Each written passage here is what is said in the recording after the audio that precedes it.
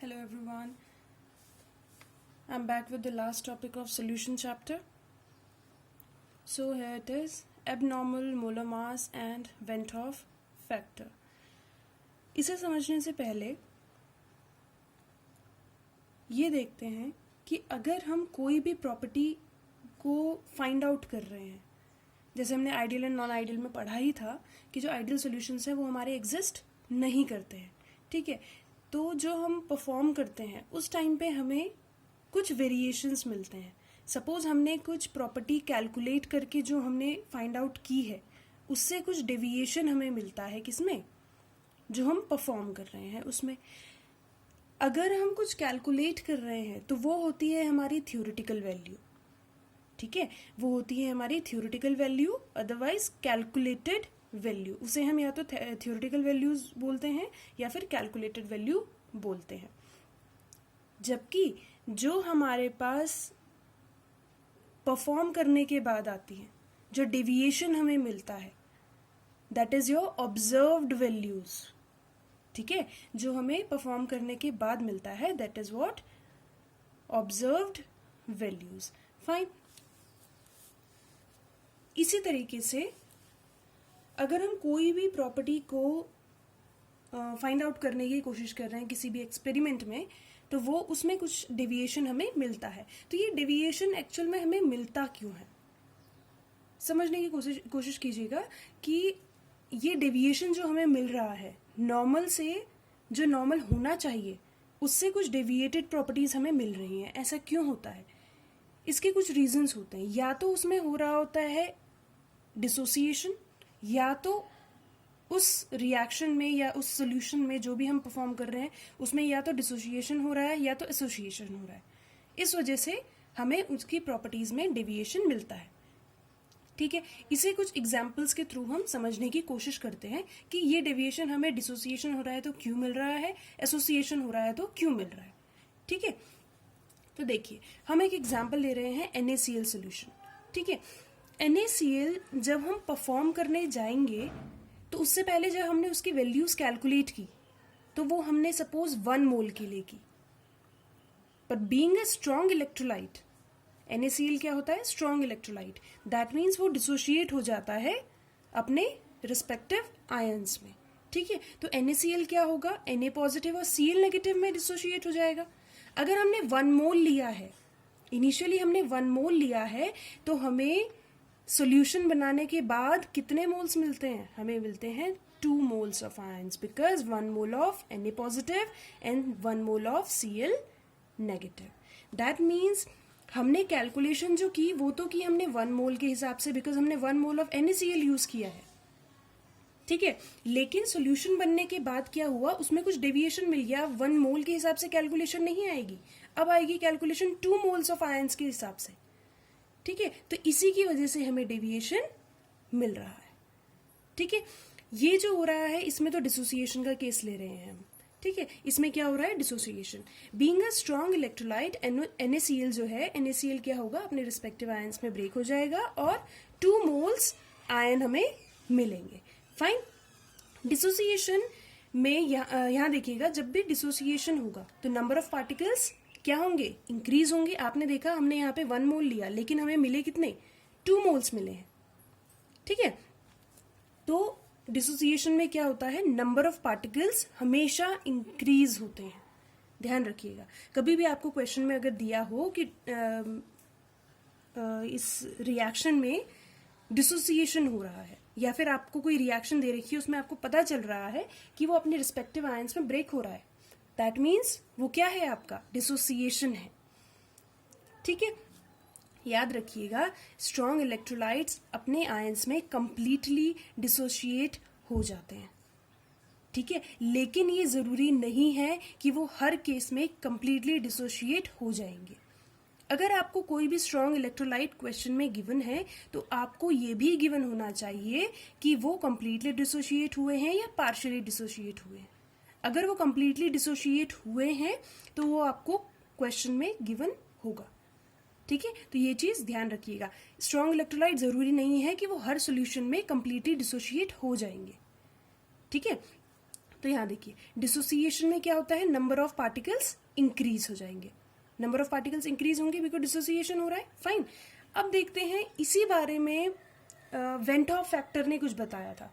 Went Hoff factor ने कहा था, वेंट हॉफ फैक्टर ने रिलेशन बताया था, जो हमारे पास प्रॉपर्टी में चेंज आ रहा है, जो हमारे पास नंबर ऑफ पार्टिकल्स इंक्रीज जा रहे हैं, ठीक है, तो आई विल बी, हमारे पास जितने नंबर ऑफ मोल्स, ये जो मैंने 2 लिखा है, जो हमें नंबर ऑफ मोल्स हमें सॉल्यूशन में मिले हैं दैट इज 2, ठीक है, और इनिशियली कितने लिए थे हमने 1, दैट मीन्स 2/1 दैट इज 2।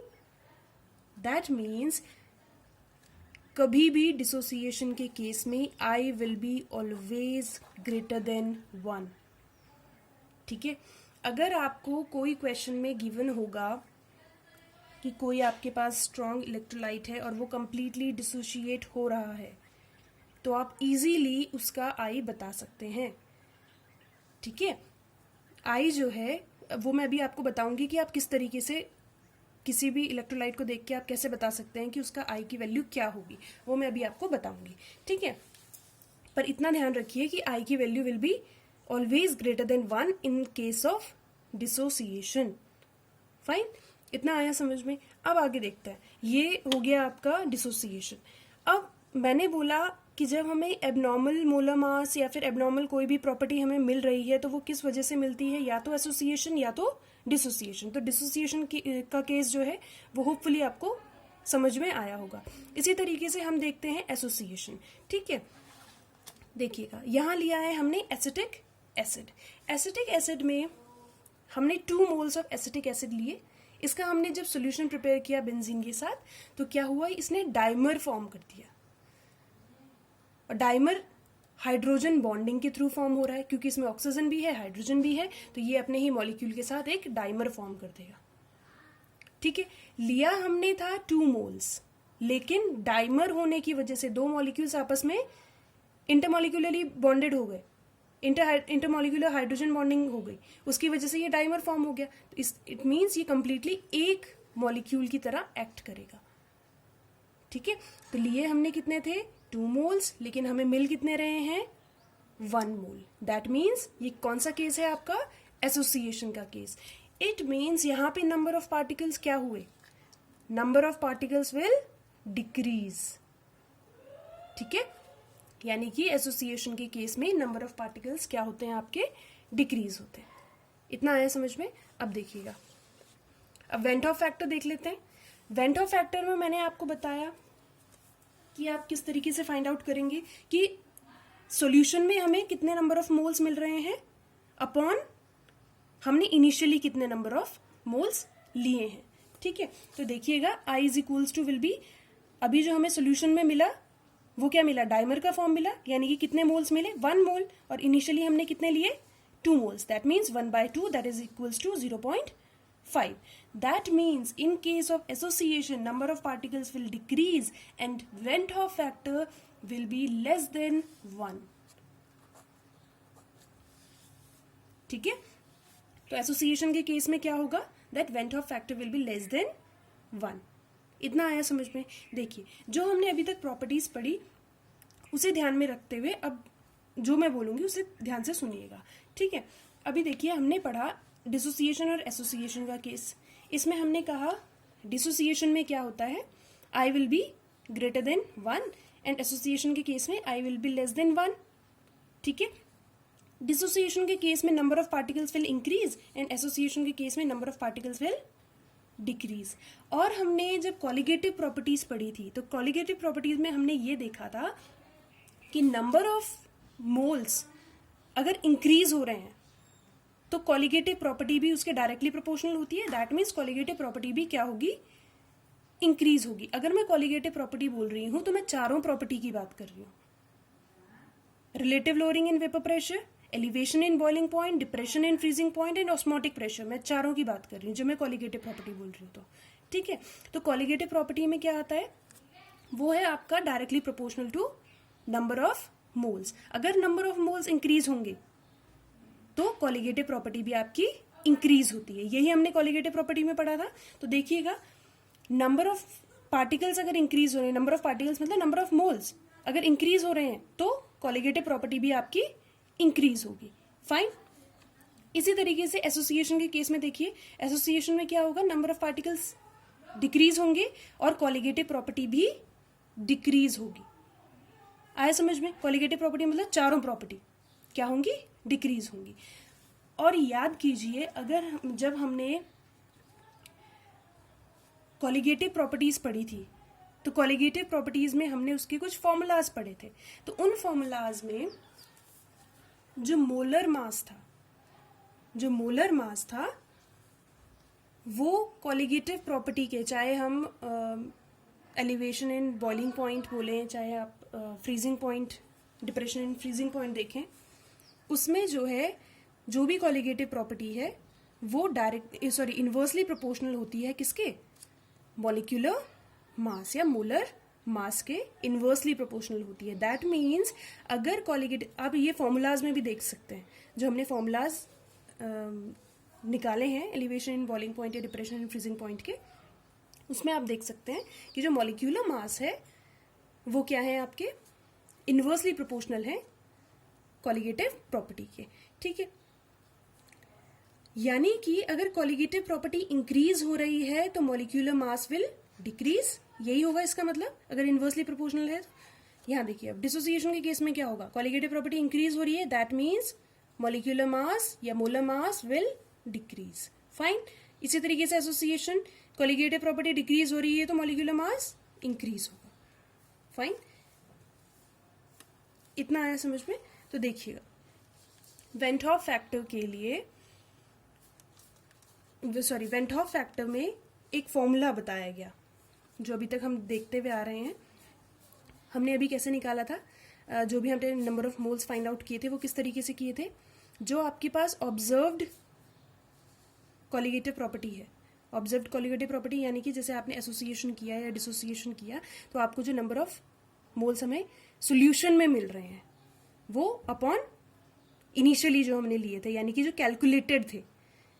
ठीक है, जैसे इसमें क्या कर रहे थे आप, कैलकुलेशन के हिसाब से आपके पास 1 मोल का आना चाहिए था, लेकिन सॉल्यूशन में आपके पास 2 मोल्स थे।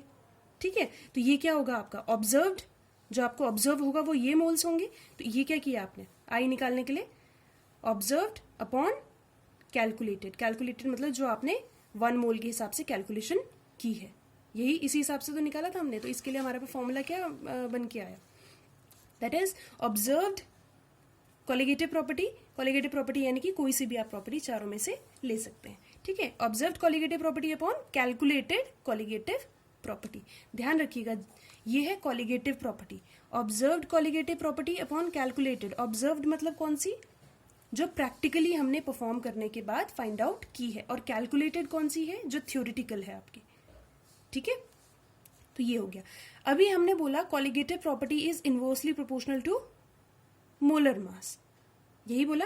तो अगर ये ऑब्जर्व्ड कॉलिगेटिव प्रॉपर्टी है और ये कैलकुलेटेड कॉलिगेटिव प्रॉपर्टी है, तो आई का फॉर्मूला अगर हम मोलर मास के टर्म्स में देखेंगे तो हमारे पास क्या आएगा, कैलकुलेटेड मोलर मास, ये क्या आ जाएगा, इनवर्स में है तो ये चेंज हो जाएगा, calculated molar mass upon observed molar mass. इसमें थोड़ा सा वेरिएशन आता है इन दोनों में, ध्यान रखिएगा। ठीक है, और सीपी आपका इनवर्सली है किसके, मोलर मास के, इसीलिए आपका ये थोड़ा सा चेंज आया है। यहाँ पे कैलकुलेटेड डिनोमिनेटर में था, यहाँ पे न्यूमरेटर में है। ठीक है, कैलकुलेटेड मोलर मास को आप नॉर्मल मोलर मास भी कहते हैं, और ऑब्जर्व्ड मोलर मास को आप एबनॉर्मल मोलर मास भी कहते हैं। ठीक है, इसीलिए हम इस टॉपिक का नाम क्या है आपका, एबनॉर्मल मोलर मास। इतना है समझ में। एबनॉर्मल मतलब जो हमें प्रैक्टिकली परफॉर्म करने के बाद मिल रहा है। ठीक है, ये हो गया आपका वेंट हॉफ फैक्टर। ठीक है, अब देखिए, जैसे जैसे हम कॉम्पोजिशन इंक्रीज करते जाएंगे, सपोज आपने NaCl लिया है, ठीक है, आपने NaCl लिया है और आप I की वैल्यू देख रहे हैं, I की वैल्यू विल बी मैक्सिमम 2। अगर कंप्लीट डिसोसिएशन हो रहा है तो I की वैल्यू विल बी 2, लेकिन डिफरेंट कंसंट्रेशन में इसकी वैल्यू विल बी डिफरेंट। इसका ये मैं इसीलिए बता रही हूं ताकि आपको ये चीज पता चले कि स्ट्रॉन्ग इलेक्ट्रोलाइट का मतलब ये नहीं है कि वो हमेशा कंप्लीटली डिसोसिएट होगा। वो डिपेंड करता है कंसंट्रेशन पे, आपने कंसंट्रेशन कितनी ली है, ठीक है, मतलब कितने लीटर्स में आपने कितना सोल्यूट को डिसॉल्व किया है, कितना आपने कंसंट्रेशन लिया है, उस पर डिपेंड करता है डिसोसिएशन कितना होगा, ठीक है। यानी कि मैक्सिमम ये आई की वैल्यू 2 दे सकता है, यानी कि इस कंसंट्रेशन में मैं ये मान के चल रही हूँ, अगर इस कंसंट्रेशन में ये 1.7 है, इस कंसंट्रेशन में 1.8 होगा और इस कंसंट्रेशन में 1.9 होगा, और मैक्सिमम विल बी 2। और 2 कब आएगा आपका? कंप्लीटली जब डिसोसिएट हो जाएगा। इतना आया समझ में? चलिए, ये हमने बात की स्ट्रॉन्ग इलेक्ट्रोलाइट। अच्छा, मैंने अभी आपको बताया था कि अगर आपको कोई भी स्ट्रॉन्ग इलेक्ट्रोलाइट गिवन हो तो आप उसे देख के बता सकते हैं अगर कंप्लीटली डिसोसिएशन हो रहा है तो, यानी कि कोई भी स्ट्रॉन्ग इलेक्ट्रोलाइट अगर कंप्लीटली डिसोशिएट हो रहा है तो आप उसे देखते ही बता देंगे कि आई की वैल्यू कितनी होगी। तो किस तरीके से आप बताएंगे, देखिएगा। सपोज आपके पास NaCl है, Na पॉजिटिव Cl नेगेटिव में डिसोशिएट हो रहा है, ठीक है, तो आई की वैल्यू विल बी 2। किस तरीके से आपने फाइंड आउट किया कि आपको फाइनली कितना मिल रहा है? मैं इन सब का 1 मोल्स लेकर चल रही हूँ फिलहाल, ठीक है। यहाँ पे कितना मिलेगा? आई की वैल्यू विल बी 2, ठीक है, क्योंकि आपको पता है 2/1, 2 यानी कि 1 मोल Na positive and 1 mole Cl negative. कितने मोल्स हो गए? 2 मोल्स, तो आई की वैल्यू विल बी 2। KCl में क्या होगा आपका? Potassium chloride, 1 mole K positive, 1 mole Cl negative, i की value will be 2 as well. In case of MgSO4 magnesium sulphate, Mg2 positive and SO4 2 negative, 1 moles दोनों के हैं, आई विल बी 2। K2SO4 में ध्यान रखिएगा 2K पॉजिटिव में break होगा क्योंकि यहाँ पे क्या है? K2 है, तो ये क्या आएगा? 2K positive plus SO4 2 negative. तो बताइए यहाँ पे नंबर ऑफ मोल्स कितने हैं?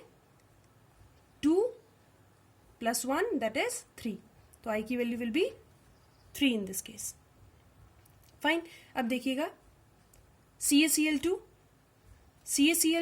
किस में ब्रेक होगा? Ca2 positive plus 2 Cl negative. अभी यहाँ पे नंबर ऑफ मोल्स क्या है? 1 Ca2 positive plus 2 Cl negative, that means 1 + 2 that is 3। Again the Venthoff factor will be 3 for CaCl2 sorry. अब देखिए, हमने एक कोऑर्डिनेट कंपाउंड लिया है। आपके पास, आपने अभी कोऑर्डिनेशन कंपाउंड्स नहीं पढ़ा है, बट आपके सिलेबस में है, तो अभी आपने कोऑर्डिनेशन कंपाउंड्स नहीं पढ़ा है, तो जस्ट इतना याद रखिए कि जब ये ब्रैकेट के बाहर होता है, जो ब्रैकेट के बाहर होगा, सपोज ये K4 है, तो K4 है तो ये ब्रेक होके 4K पॉजिटिव बनाएगा, ठीक है, और ये जो ब्रैकेट के अंदर है वो एज इट इज रहता है, ठीक है। तो अब बताइए दोनों में नंबर ऑफ मोल्स कितने होंगे? 4K पॉजिटिव है और 1 ये ब्रैकेट वाला है, ठीक है, तो कितने बन के आएंगे हमारे पास? आई की value will B 5 in this case.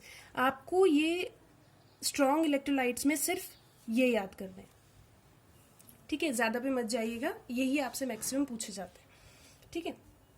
इतना हो गया, स्ट्रॉन्ग इलेक्ट्रोलाइट्स की बात कर रही हूँ सिर्फ मैं, ठीक है। अब हमने बात की वेंटॉफ फैक्टर की और कोलिगेटिव प्रॉपर्टी की। वेंटॉफ फैक्टर और कोलिगेटिव प्रॉपर्टी में क्या रिलेशन होगा? मतलब अगर हम कोलिगेटिव प्रॉपर्टी निकाल रहे हैं, अगर हम कोलिगेटिव प्रॉपर्टी फाइंड आउट कर रहे हैं, तो उसमें हम वेंटॉफ फैक्टर किस तरीके से निकालेंगे? तो उसके लिए आपके पास ये फॉर्मूलाज हैं।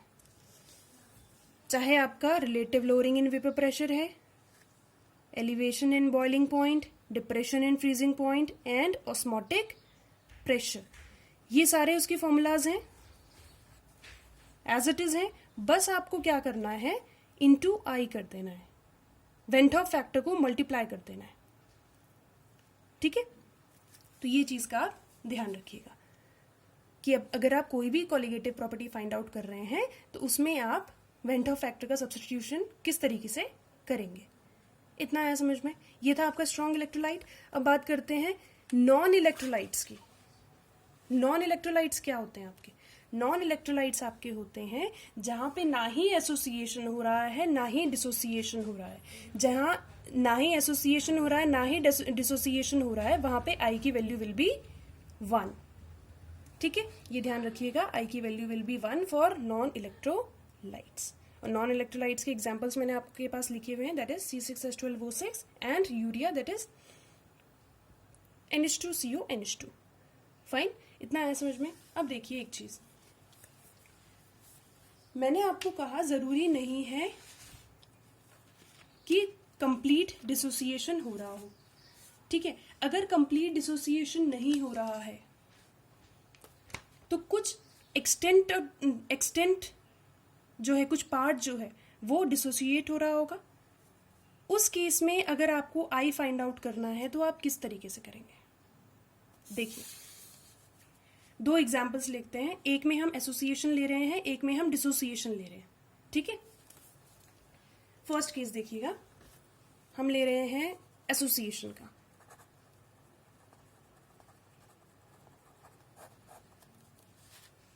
एसोसिएशन का हम एक केस ले रहे हैं, दैट इज C6H5COOH। ठीक है, C6H5COOH, और इसके हमने 2 मोल्स लिए और इसने बना दिया डाइमर, एसोसिएशन हो गया। ठीक है, अब देखिएगा, अगर T इज इक्वल्स टू 0 है, T is equals to 0 means initially T is equals to 0 पे अगर हमने 1 मोल ले रखा है रिएक्टेंट का, ठीक है, तो हमें प्रोडक्ट क्या मिलकर आएगा? 0।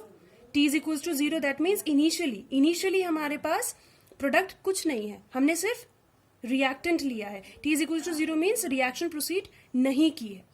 ठीक है, T is equals to T मतलब आफ्टर सम टाइम, कुछ टाइम बीतने के बाद इसका कुछ पार्ट, ये जो 2 मोल्स हमने लिए हैं, इसका जो कुछ पार्ट है वो क्या हो जाएगा? एसोसिएट हो जाएगा। तो हम मान के चल रहे हैं इसका X पार्ट जो है वो एसोसिएट हो गया।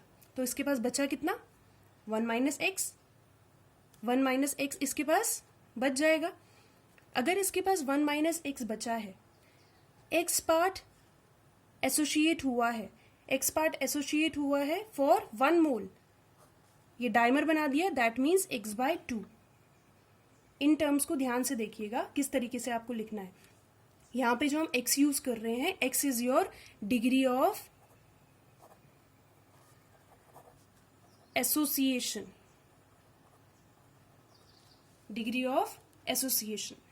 ठीक है, इसे आप अल्फा से भी डिनोट करते हैं कई जगह पर।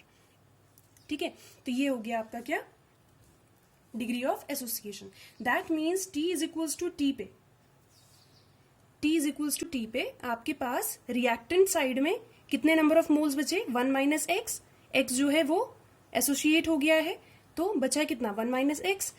एक्स जो है एसोसिएट हुआ है, तो एसोसिएट के केस में ये डाइमर फॉर्म कर रहा है, that means X/2 will be remain. मतलब यहाँ पे नंबर ऑफ पार्टिकल्स कितने होंगे? X/2। इतना आया समझ में? Now total number of moles of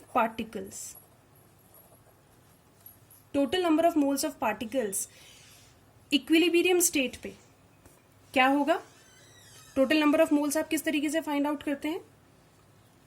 जितने भी नंबर ऑफ मोल्स हैं, 1 माइनस एक्स जो है वो रिएक्टेंट साइड में बच रहा है, 1 माइनस एक्स, ठीक है, प्लस X/2। क्यों किया हमने ये? 1 minus x plus X/2, that means 1 minus x plus X/2 हमने क्यों किया? क्योंकि यही आपके पास सॉल्यूशन में टोटल नंबर ऑफ मोल्स या टोटल नंबर ऑफ पार्टिकल्स हमारे पास मिलेंगे। अगर X एसोसिएट हो जाएगा तो जो एसोसिएट हुआ है वो भी सॉल्यूशन में ही रहेगा, ठीक है, और जो रिएक्टेंट साइड में बचा है वो भी आपका सॉल्यूशन में ही रहेगा। तो total number of moles will be 1 minus x plus X/2, इतना ही होगा। तो बताइए, इसको कैलकुलेट करेंगे तो आप कितना आएगा आपके पास? That is 1 minus X/2। यही आएगा ना? इसे सॉल्व करने के बाद यही आएगा, 1 माइनस X/2। इतना आया समझ में? ठीक है, तो ये क्या है आपका x, डिग्री ऑफ डिसोसिएशन, जो x टर्म यूज हो रहा है that is your degree of dissociation. इतना आया समझ में। और अब हमने बोला कि इसे आप कैसे रिलेट करोगे वेंट हॉफ फैक्टर के साथ। तो ध्यान रखिए, total number of moles at equilibrium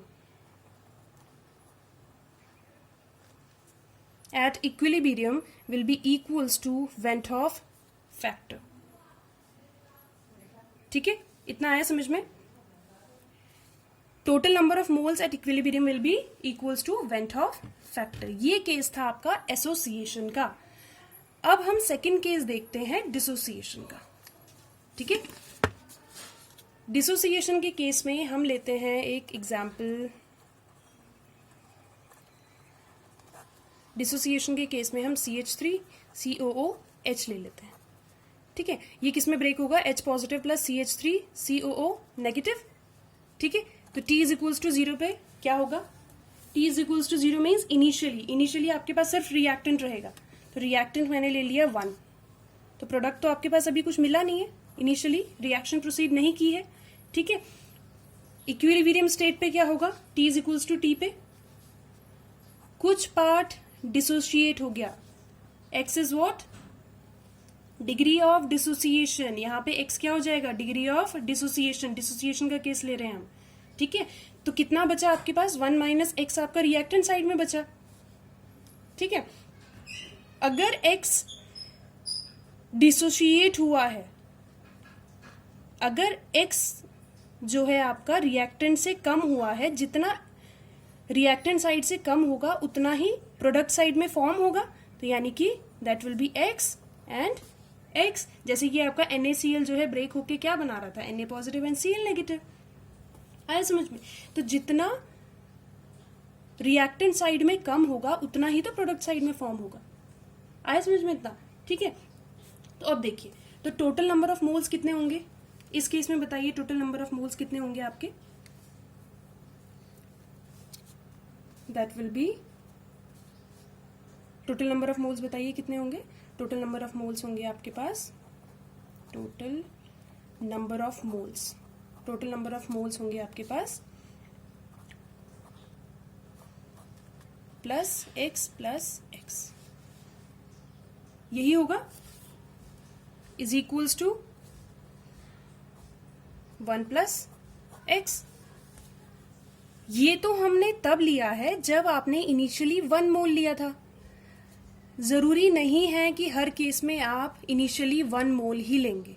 अगर आपके पास कुछ नंबर ऑफ मोल्स इनिशियली आपको दिया गया है, सपोज आपको n नंबर ऑफ मोल्स दे दिया, n नंबर ऑफ मोल्स आपने इनिशियली लिया है, तो इसमें क्या क्या वेरिएशंस आएंगे वो देखिए।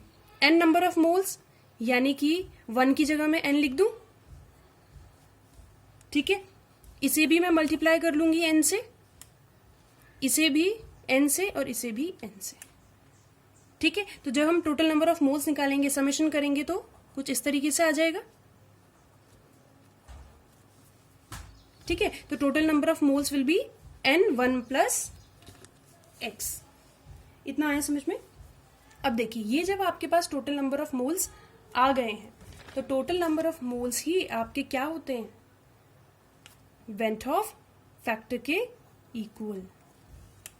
That is total number of moles upon, initially हमने क्या लिया था, n नंबर ऑफ मोल्स लिए थे, यही होगा। ठीक है, तो I will be 1 plus x, ठीक है, अपॉन n। ओके,